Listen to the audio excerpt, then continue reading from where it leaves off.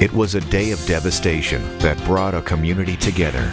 1 year later, live from the heart of West Alabama, a WVUA special report, Rebuilding Tuscaloosa.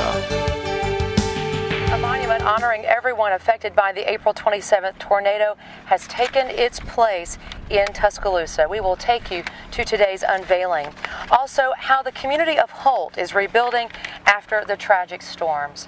We're glad you're with us this evening. I'm Lynn Brooks. And I'm Terri Brewe. We are coming to you live from the community of Holt in Tuscaloosa County this evening. An amazing view behind us. It is, and you can still see, we're a year later, you can still see reminders everywhere here in the community of Holt. And we're going to have more on how Holt is recovering in just a moment. But first, we want to show you a very special dedication that happened this morning in honor of all those who were lost on April 27th. The city of Tuscaloosa this morning unveiling a special marker this morning in Government Plaza. Part of the engraving says this: "This monument is dedicated to those who perished in the storm, and in gratitude to the survivors whose courage and unrelenting spirit refused to let the voice and heart of the city of Tuscaloosa be lost." Meredith Lynch with Tuscaloosa's Incident Command told us the historical marker will be a reminder of the day for generations to come.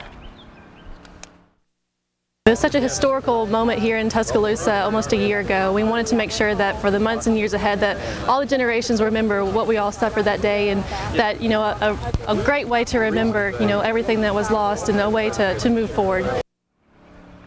We've been moving all week long live here on WVUA News along the path of the storm as it moved through the city of Tuscaloosa. Today we've moved into Tuscaloosa County, and we are in the community of Holt. We are, and this is the site of what used to be a mobile home park in the Holt community off Crescent Lane, and right here in this exact area, 4 people lost their lives. The Holt community was slammed hard on April 27th. Homes were demolished, automobiles slammed in the side of hills here in Holt. Also, Holt Elementary was damaged. That forced students to attend a different school. And the good news is, though, 1 year later, the rebuilding is underway across this area. Some new homes have been completed. Others are still under construction. And also over at Holt Elementary School, construction crews now working on restoring that building that was damaged by the tornado.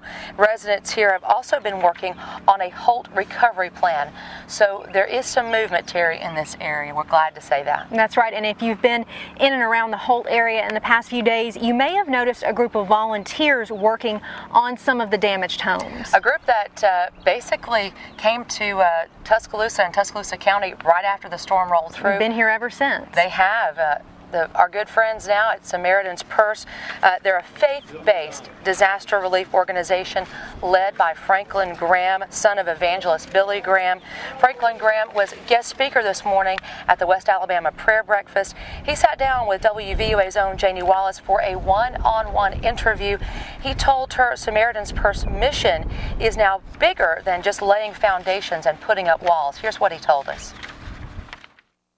Everything I do in life has a spiritual mission. Everything.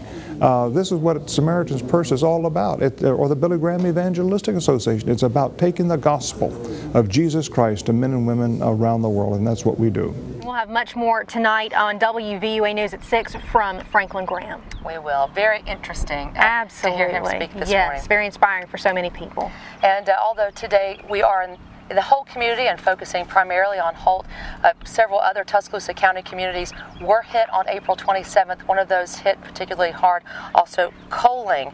The wee hours of the morning that day, the town was hit by an EF3 tornado, and the tornado that tore through Tuscaloosa and Holt later ravaged certain areas of Brookwood. WVUA spoke to tornado survivors from both communities, and although their neighborhoods are almost completely built back, both told us their kids are still weary whenever they see bad weather on the horizon. This day does not sleep through the night. We cherish the night she does sleep through the night. We try to applaud her for that. My oldest son, it bothers him a little bit. He gets a little anxious when the storm comes, but you have to go ahead and tell him, say, hey, look, we got rain coming today. And he says, okay. He says, I can handle that. Meanwhile, back in Tuscaloosa, good news and signs of recovery on 15th Street. McDonald's is back in business. The Golden Arches lit up their grills today. The new restaurant a little different than the original one that was destroyed back on April 27th. We spoke with Linda Ebert with McDonald's, who told us they're excited to reopen just in time for the 1-year mark. And a programming note to share with you. Be sure to join WVUA Alabama's home team this week for a special presentation dedicated to everyone touched by the April 27th storms. Our hour-long documentary, Faces of the Storm, is airing at 9 p.m. tonight. Tomorrow, April 27th, Faces of the Storm will air immediately following WVUA News at 6. The special presentation is a look at the people impacted by the storm and their stories of loss, survival, and hope. Faces of the Storm is brought to you commercial-free with special thanks to DCH and Nucor. And real quickly, we want to give you an update in tonight's Crime Watch. A Tuscaloosa man recovering from being shot. The suspect in that shooting is now behind bars. Tuscaloosa Metro Homicide Captain Lloyd Baker telling us Carlos Smith is now charged with attempted murder and robbery in that incident, and officials say it happened last night in the 2700 block of Elm Street. Baker told us the victim was shot during that robbery. Witnesses outside the store saw the suspect running from the scene. The victim did survive and identified Smith as the person who robbed and shot him. Of course, we'll keep you posted on that developing story. And joining us now live here in Holt for our special coverage is Tuscaloosa Mayor Walt Maddox, the man who's been leading the city of Tuscaloosa on this journey since the storm for the past year. It's got to feel, Mayor, almost surreal coming up on this 1-year mark since the storm. It is. In fact, today a real eerie feeling has kind of settled in on all of us as we anticipate what tomorrow will be like. Knowing there's so many people who lost so much, and our just deep desire to try to make it better. And tomorrow's going to be a very emotional day, but a day that I think all of us need to look forward to in terms of grieving together, healing together, and also celebrating how this community has recovered in such a powerful way in the last 365 days. One of the things we saw, Mayor Maddox, was right after the storms rolled through, we saw so many people coming out to volunteer. You know, we saw, everybody remembers 18-wheelers and truckloads of items, and it seemed like there was such a huge volunteer effort. Are we still seeing that today? Is it still as strong as it was? Or are we just not hearing about it quite as much? Well, you're not hearing about it quite as much. We're still averaging more than 400 volunteers a month through our BRC. And last Saturday, we had over 1,200 University of Alabama students volunteer on the streets of Tuscaloosa. We will need these volunteers in rebuilding, especially with the Habitats for Humanity, Samaritan's Purse, Encore, and other agencies that are really targeting in the affordable housing market. So we will still need volunteers in the months ahead. So anybody who can pick up a hammer can come and help, right? We need you. We need you. Our community needs you. This is a long road. This is a marathon. And we're about to enter a very important phase as we get into more brick and mortar. It's very hard to prepare for or anticipate a disaster of this magnitude, but looking back over the last months and even as far back as a year ago, where did you expect the city to be at this point? I'm really surprised that we're as far ahead as we have come. I remember in the initial days following the April 27th, meeting with FEMA representatives, they felt like it would take nearly a year to get to about 98 to 99% of the debris removed. So we beat that by several months. I thought it would take a lot longer to pass our comprehensive plan. We were able to do that fairly quickly in terms of what it takes to pass a plan like that. So quite frankly, I'm really pleased where we are.